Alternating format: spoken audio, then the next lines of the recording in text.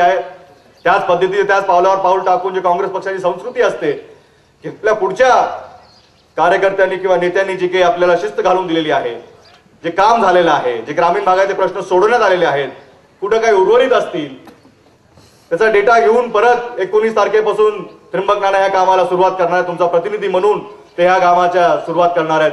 त्यांनी हेही सांगितलं की बराच डेटा, एक डायरी माझ्याकडे भरलेली आहे। मी जेव्हा गावाच्या परिसरात गेलो, महिलांचे काही प्रश्न त्याच्यामध्ये आहेत, युवकांचे प्रमुख प्रश्न त्याच्यामध्ये आहेत, गावातले सार्वजनिक प्रश्न त्याच्यामध्ये आहेत।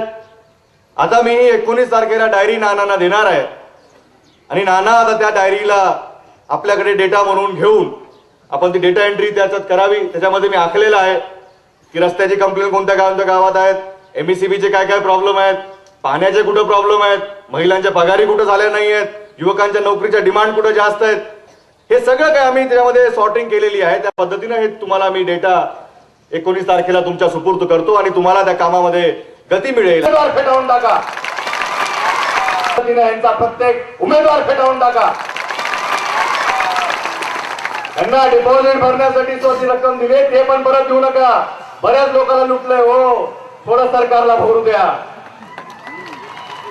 कुणाचं कल्याण केलं नाही, कुठल्या विकासाचा अजेंडा नाही, मॅनिफेस्टो कुठे पत्ता नाही। मॅनिफेस्टो मध्ये काय देशमुख संपवा, मॅनिफेस्टो मध्ये काय घराणेशाही संपवा, मॅनिफेस्टो मध्ये काय ह्याला बघून घेतो त्याचं तोडून टाकतो। अहो यांना कोणतरी फेविकॉलचा डब्बा द्या, बरंच काही तोडलंय। काय काय तोडावं? 25-25 वर्ष मैत्रीचे नाते तोडावेत। पुन्हा म्हणले काँग्रेस मुक्त भारत करा, भ्रष्टाचार मुक्त भारत करा। काँग्रेस पक्षाने प्रत्येक वेळेस असं कुठलाही